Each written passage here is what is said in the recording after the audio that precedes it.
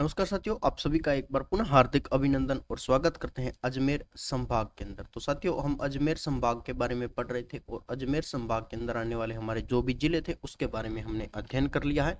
और कुछ जिले हमारे जो रह गए थे उसके अंदर आज हम बात करने वाले हैं एक नया बना जिला जो है डीडवाना कुचामन।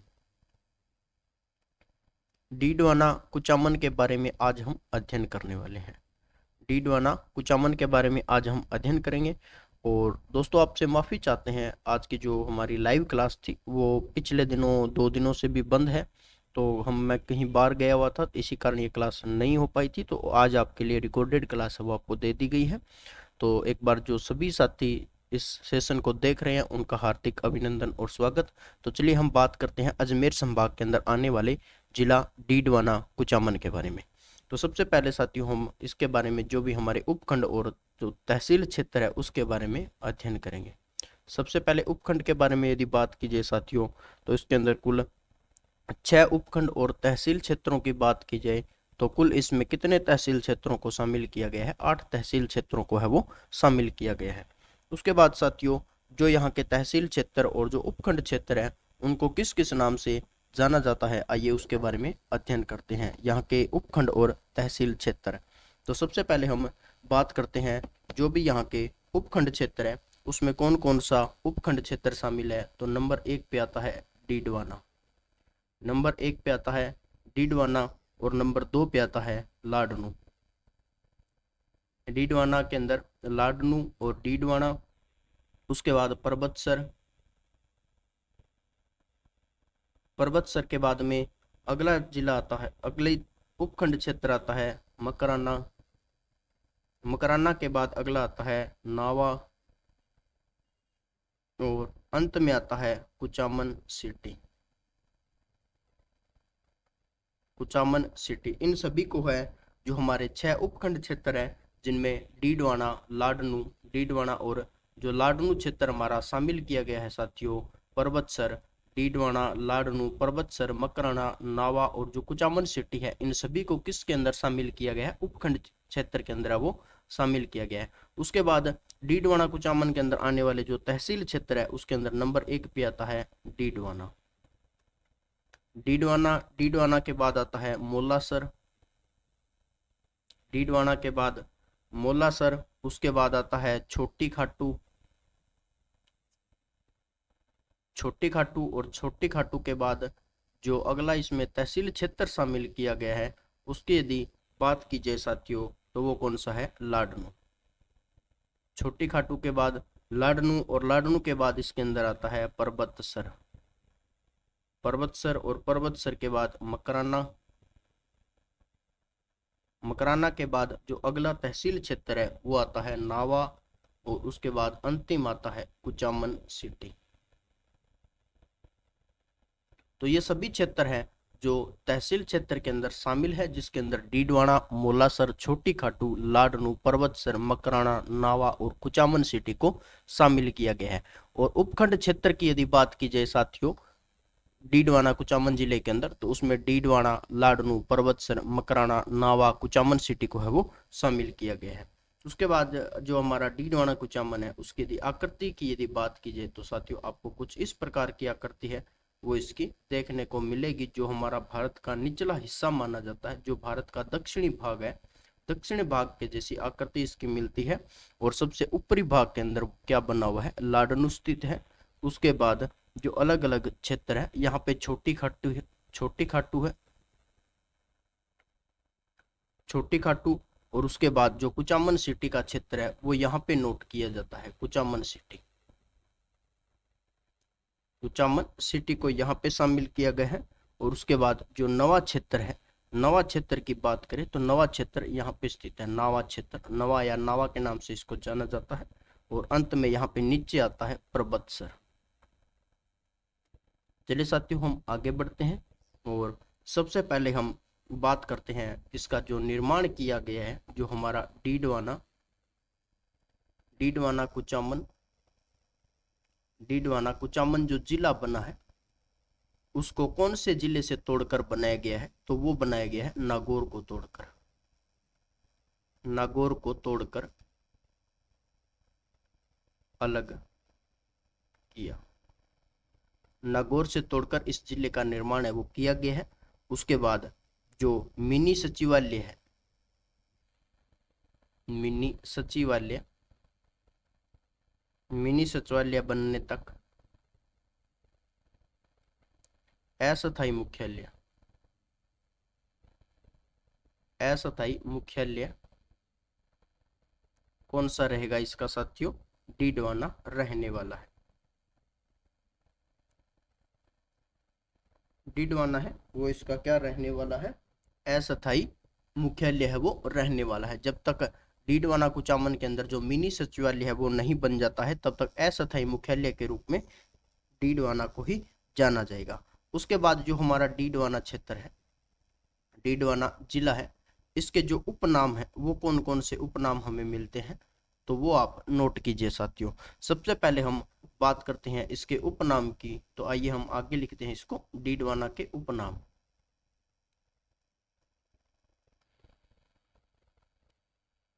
डीडवाना के उपनाम, डीडवाना के उपनामों की बात कीजिए तो इसके अंदर नंबर 1 पे आता है शेखावाटी का तोरण। शेखावाटी का तोरण इसको कहा जाता है, और तोरण द्वार भी इसी को कहा जाता है। शेखावाटी का तोरण और शेखावाटी का तोरण द्वार। उसके बाद मारवाड़ का सिंह द्वार, मारवाड़ का सिंह द्वार, मारवाड़ का सिंह द्वार, और उसके बाद आता है आबा नगरी और उपकाशी, आबा नगरी व उपकाशी। आबा नगरी और उपकाशी के नाम से है वो डीडवाना के उपनामों को है वो जाना जाता है। और डीडवाना के जो उपनाम है तो उनको एक बार पुनः रिपीट करते हुए साथियों, शेखावाटी का तोरण द्वार, मारवाड़ का सिंह द्वार और आबा नगरी व उपकाशी के नाम से है वो इस जिले को जाना जाता है। तो आइए साथियों हम आगे अध्ययन करते हैं। ये तो हमारा जो डीडवाना के बारे में जो नॉर्मल फैक्ट था और जो उसके अंदर जो हमें फैक्ट मिलते हैं उनकी बात होगी। उसके बाद हम जो हमारा डीडवाना जिला है उसके अंदर जो हमारे तहसील और उपखंड क्षेत्र है उनकी क्या क्या विशेषता है और किस प्रकार की सांस्कृतिक और इतिहास से संबंधित हमें जानकारियां मिलती है तो उनके बारे में आप नोट कीजिए। तो सर्वप्रथम हम बात करते हैं डीडवाना के बारे में। तो डीडवाना को साथियों जो हमारा प्राचीन नाम था, प्राचीन नाम की यदि बात कीजिए तो मारवाड़ का परगना, मारवाड़ का परगना, मारवाड़ का परगना इसको कहा जाता था। और मध्यकाल की यदि बात कीजिए तो मध्यकाल था, मध्यकाल के अंदर यह क्या रहा था? एक व्यापारिक, व्यापारिक केंद्र, व्यापारिक केंद्र के रूप में है वो डीडवाना को जाना जाता था। और इसकी जो स्थापना की गई थी वो किसके द्वारा की गई थी? संत हरिदास जी, संत हरिदास जी द्वारा इसको स्थापित किया गया था। और यहाँ पे निरंजनी संप्रदाय की प्रधान पीठ भी बनी हुई है, निरंजनी संप्रदाय की प्रधान पीठ, निरंजनी संप्रदाय की प्रधान पीठ, निरंजनी संप्रदाय की प्रधान पीठ भी यहीं पे बनी हुई है। और जो संत हरिदास जी है उनको कलयुग का, कलयुग का वाल्मीकि कहा जाता है। कलयुग का वाल्मीकि है वो किसको कहा जाता है? संत हरिदास जी को है वो कलयुग का वाल्मीकि कहा जाता है। तो आइए उसके बाद हम बात करते हैं हरिदास जी का जन्म, हरिदास जी का जन्म। हरिदास जी के जन्म की बात कीजिए साथियों तो वो कहाँ पे हुआ है?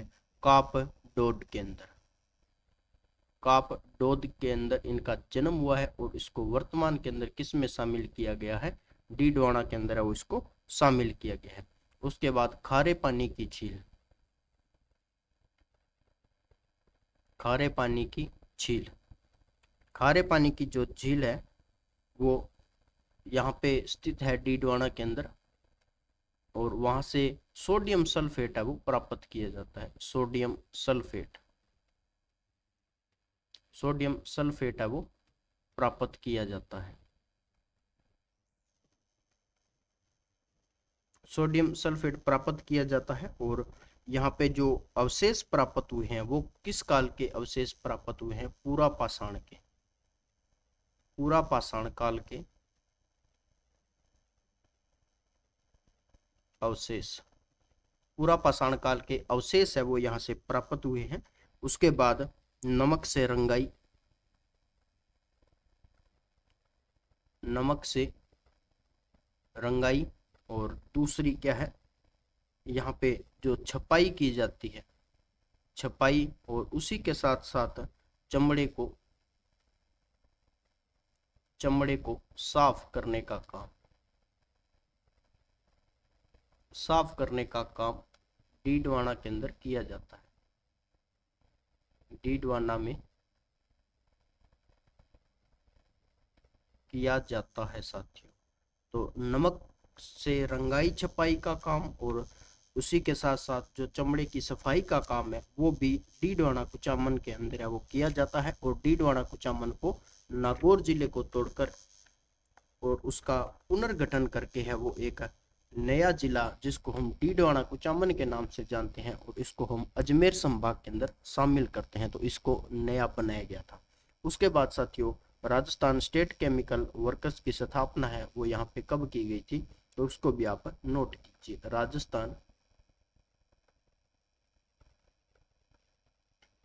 Rajasthan state chemical, Rajasthan state chemical workers की जो स्थापना है साथियों वो यहाँ पे 1964 में की गई थी।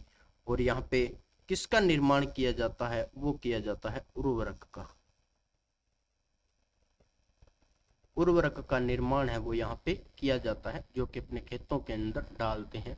उर्वरक जिसको हम यूरिया के नाम से भी जानते हैं और डीएपी, इस प्रकार के जो उर्वरक होते हैं उनका उत्पादन है वो राजस्थान स्टेट केमिकल वर्कर्स नामक की जो फैक्ट्री है या फिर कंपनी हम इसको कह सकते हैं, वो कहाँ पे स्थापित की गई थी, डीडवाना कुचामन के अंदर स्थापित किया गया और सन 1964 में उसको स्थापित किया गया था।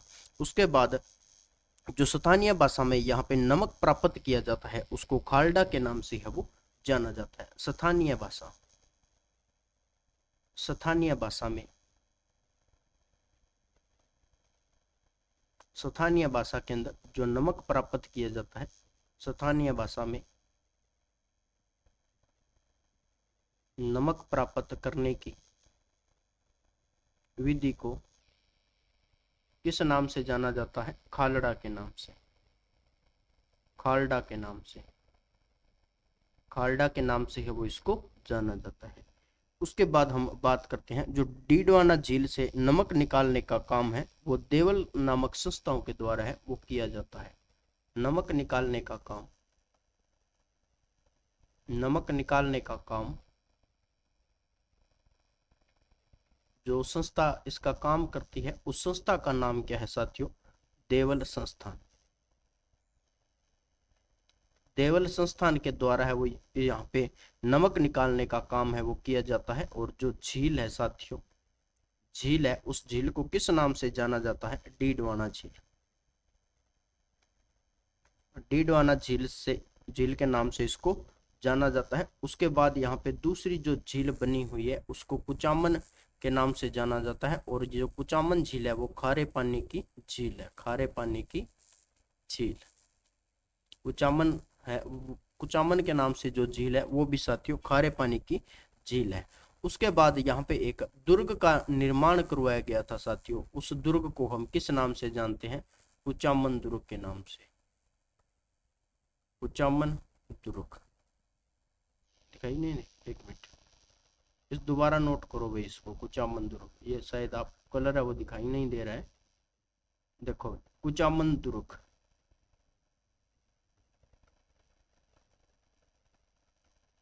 ये आ गया हमारा कुचामन दुर्ग। कुचामन दुर्ग का जो निर्माण है साथियों, सबसे पहले तो हम निर्माण की यदि बात कीजिए, जो कुचामन दुर्ग का निर्माण करवाया था वो था जालिम सिंह।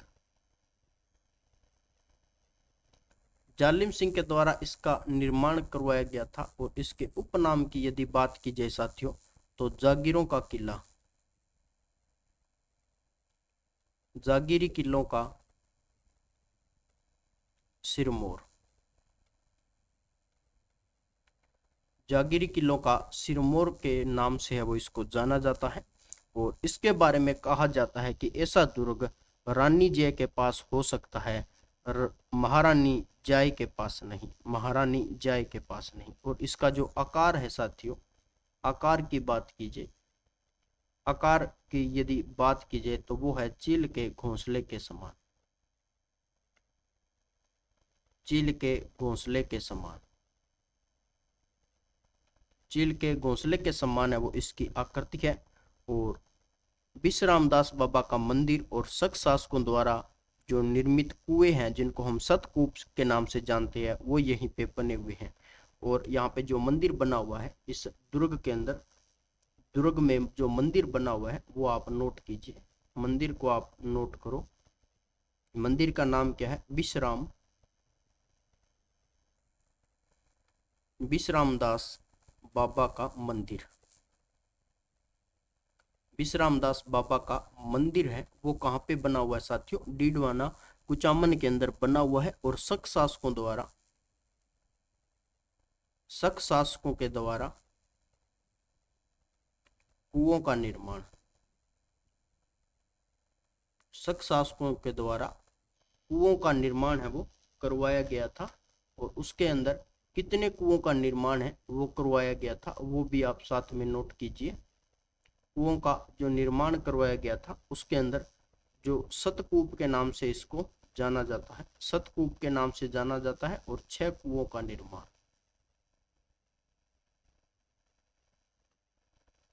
6 कुओं का निर्माण करवाया गया था और इसको सतकूप के नाम से है वो जाना जाता है। उसके बाद हम आगे बात करते हैं साथियों नावा क्षेत्र के बारे में।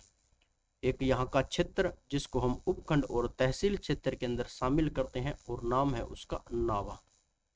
नावा क्षेत्र के अंदर बात की जाए साथियों तो इसको नमक मंडी कहा जाता है, नमक मंडी के नाम से है वो इस क्षेत्र को जाना जाता है। और हाई स्पीड ट्रेन के लिए विश्व का पहला डेडिकेट्स फास्ट ट्रैक है वो यहाँ पे बना हुआ है। तो हाई स्पीड ट्रेनों के लिए, हाई स्पीड ट्रेनों के लिए विश्व का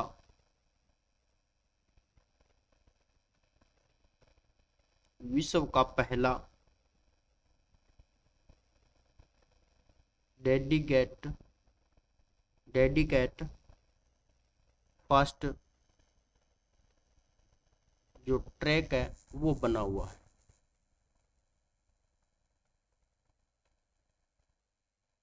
उसके बाद अगला क्षेत्र है लुनावा। लुनावा क्षेत्र है उसकी बात कीजिए साथियों तो इसको जैन तीर्थों के नाम से है वो जाना जाता है, जैन तीर्थों का स्थल। और किस नदी के किनारे है तो वो है मेथा नदी के किनारे,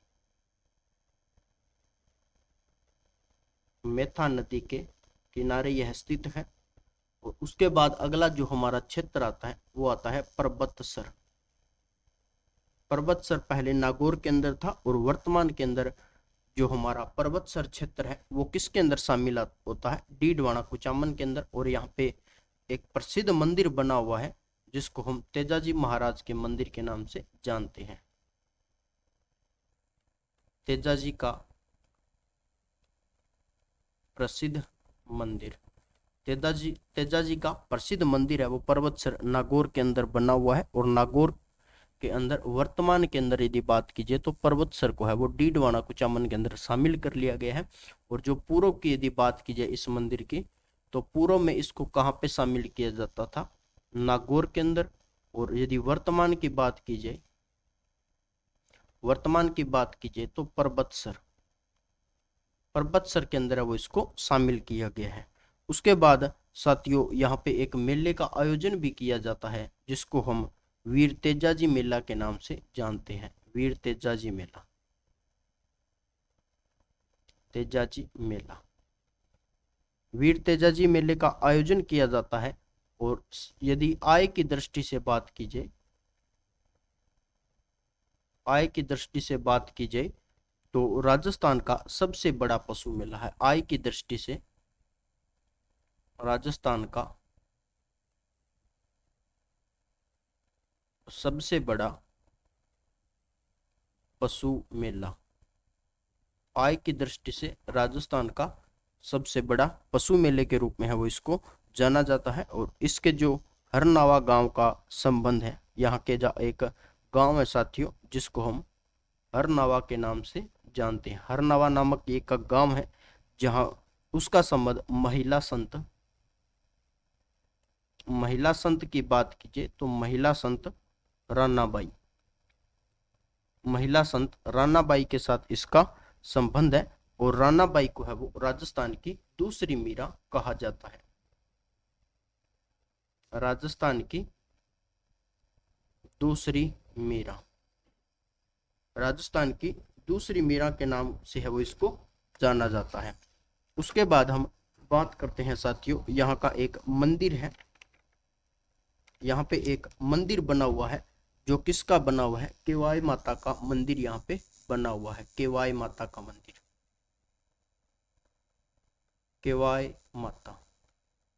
केवाई माता का मंदिर है जो कि किनसरिया गांव के अंदर है। किनसरिया गांव के अंदर है वो केवाई माता का मंदिर बना हुआ है। और जो दहिया जाति के जो राजपूत है, दहिया जाति के राजपूतों की कुल देवी कहा जाता है। दहिया जाति के जो राजपूत है या फिर दहिया राजपूत है, उनकी कुल देवी के रूप में इनको जाना जाता है। और जो मंदिर है इनका, मंदिर का जो निर्माण करवाने वाला शासक था, निर्माण की बात कीजिए तो जो दुर्लभ राज के द्वारा, दुर्लभ राज जो थे चौहान वंश के थे साथियों। एक बार आप, दुर्लभ राज जो चौहान वंश के शासक थे, उनका एक क्या था साथियों, सामंत था। और जिसको हम चचदेव के नाम से जानते हैं। चचदेव के द्वारा है वो इस मंदिर का निर्माण करवाया गया था। तो जो केवाई माता का मंदिर बना हुआ है वो चौहान वंश के दुर्लभ राज थे और उनका एक सामंत था जिसको हम चचदेव के नाम से जानते हैं। उसके द्वारा इसका निर्माण है वो करवाया गया था। उसके बाद साथियों एक यहाँ पे सभ्यता पाई जाती है जिसको हम पुराड़ा सभ्यता के नाम से जानते हैं। पुराड़ा सभ्यता की बात की जाए तो वो कहाँ पे स्थित है, पर्वतसर के अंदर है। और इसको ताम्र युगीन सभ्यता स्थल के रूप में जाना जाता है। ताम्र युगीन सभ्यता स्थल के रूप में है वो इसको जाना जाता है। उसके बाद साथियों हम बात करते हैं मकराना की। मकराना क्षेत्र जो कि यहाँ का प्रसिद्ध है, और किसके लिए प्रसिद्ध है तो वो प्रसिद्ध है साथियों सफेद संगमरमर के लिए यह क्षेत्र प्रसिद्ध है। और राजस्थान के मध्य में स्थित है।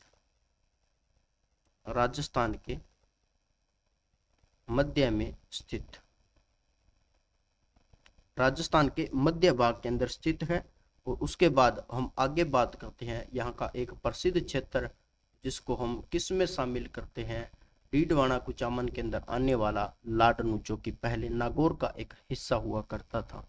और 7 मार्च 2023 को है वो डीडवाना कुचामन नामक एक जिला बनता है जिसके अंदर है वो हमारा लाडनू तहसील क्षेत्र या फिर जो हमारा उपखंड क्षेत्र है वो डीडवाना कुचामन के अंदर है वो शामिल करके एक नए जिले के रूप में डीडवाना कुचामन को बना दिया गया था। उसके बाद हम बात करते हैं लाडनू क्षेत्र के बारे में। तो आचार्य तुलसी का नाम साथियों आपने सुना होगा। आचार्य तुलसी के द्वारा एक आंदोलन चलाया गया था जिसको हम अणुव्रत के नाम से जानते हैं। अणुव्रत नामक आंदोलन चलाया गया था, वो चलाया गया था 1949 के अंदर। अणुव्रत आंदोलन आचार्य तुलसी के द्वारा चलाया गया था। और इनका आचार्य तुलसी का जो संबंध है साथियों वो लाडनू नामक क्षेत्र से है। और तुलसी है वो 22 वर्ष की उम्र में तोरा पंथ संघ के 9वें आचार्य बन जाते हैं। जो तोरा पंथ था, तोरा पंथ के 9वें आचार्य बने। तोरा पंथ के 9वें आचार्य बनते हैं। और इनके यदि उम्र की बात की जाए, जिस समय ये 9वें आचार्य बनते हैं, 9वें आचार्य बनते हैं, उस समय उम्र की यदि बात की जाए तो 22 वर्ष की उम्र थी इनकी। 22 वर्ष की उम्र में, 22 वर्ष की उम्र में आचार्य की उपलब्धियां हैं वो इन्होंने हासिल कर ली थी, आचार्य बने थे। मात्र 22 वर्ष की उम्र के अंदर आचार्य जो तुलसी थे, आचार्य तुलसी, जो कि अणुव्रत आंदोलन 1949 में इन्होंने चलाया। और जो इनका तोरा पंथ था, ये तोरा पंथ के अंदर, और तोरा पंथ के सदस्य थे। और तोरा पंथ के अंदर जो 9वें आचार्य के रूप में जाने गए थे उनको आचार्य तुलसी के नाम से जाना जाता है। और जब ये 9वें आचार्य बनते हैं उस समय इनकी उम्र थी वो 9 वर्ष की, 22 वर्ष की उम्र थी, और उस समय वो यहाँ के आचार्य बन जाते हैं। उसके बाद जो इनका संदेश दिया हुआ था वो आप संदेश भी नोट कर लो। एक इनके द्वारा क्या संदेश दिया गया था? इंसान पहले, इंसान पहले बाद में हिंदू, बाद में हिंदू, इंसान पहले बाद में हिंदू या मुसलमान। तो इनका कथन था कि आप सबसे पहले इंसान बनो, न कि हिंदू और मुसलमान बनो। जब तक आप इंसान नहीं हो तो आप न तो हिंदू हो और ना ही मुसलमान हो। इस प्रकार का संदेश है वो आचार्य तुलसी के द्वारा है वो दिया गया था। आचार्य तुलसी द्वारा ये संदेश दिया गया। और अणुव्रत नामक आंदोलन जो कि 1949 में है वो इन्होंने आरंभ किया था। और लाडनू से इनका संबंध, और 22 वर्ष की उम्र के अंदर है वो तोरा पंथ संघ के 9वें आचार्य के रूप में है वो कार्यरत थे साथियों। या फिर इनकी मृत्यु की यदि बात की जाए साथियों, तो इनकी मृत्यु कहाँ पे होती है? गंगा शहर के अंदर, या फिर गंगा शहर में, गंगा शहर के अंदर इनकी मृत्यु हो जाती है। और उसके बाद 1970 के अंदर, 1970 के अंदर है वो यहाँ पे जैन विश्वविद्यालय, जैन विश्वविद्यालय या फिर जैन विश्व शिक्षण संस्थान की स्थापना की गई।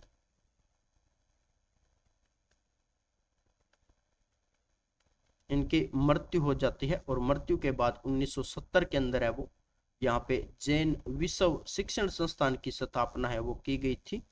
और उसके बाद इसे 1991 के अंदर, 1991 में इसे डीम्ड विश्वविद्यालय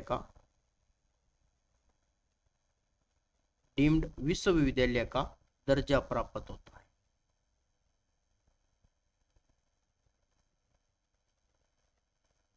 उसके बाद यहाँ जब इनकी मृत्यु हो जाती है, जो कि हमारे लाडनू के आचार्य तुलसी थे, और इनकी मृत्यु होने के बाद 1970 के अंदर गंगा शहर के अंदर जैन विश्व शिक्षण संस्थान की स्थापना की गई थी। और 1991 के अंदर है वो उसको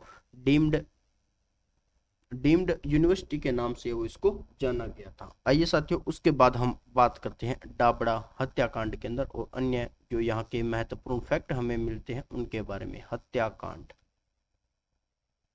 डाबड़ा हत्याकांड साथियों वो कब होता है? 13 मार्च 1947 को यहाँ पे डाबड़ा हत्याकांड होता है। और यहाँ पे श्याम बाबा का मंदिर भी बना हुआ है, श्याम बाबा का मंदिर, श्याम बाबा का मंदिर यहाँ पे बना हुआ है, जिसको हम छोटी खाटू के नाम से जानते हैं। छोटी खाटू, छोटी खाटू के अंदर श्याम बाबा का एक मंदिर। और उसके बाद करणी माता का मंदिर, करणी माता का मंदिर, करणी माता के मंदिर की साथियों बात कीजिए तो वो भी कहाँ पे बना हुआ है? छोटी खाटू के अंदर, छोटी खाटू के अंदर है वो मंदिर बनाया हुआ है। और छोटी खाटू के अंदर है वो कुछ इतिहास से संबंधित और कुछ सभ्यता से संबंधित हमें फैक्ट मिलते हैं, तो वो भी आप नोट करो। छोटी खाटू, छोटी खाटू की बात कीजिए साथियों तो यहाँ पे बुद्ध व गुप्तकालीन, बुद्ध और गुप्तकालीन सभ्यता के अवशेष है वो यहाँ से प्राप्त किए गए हैं, अवशेष प्राप्त किए गए।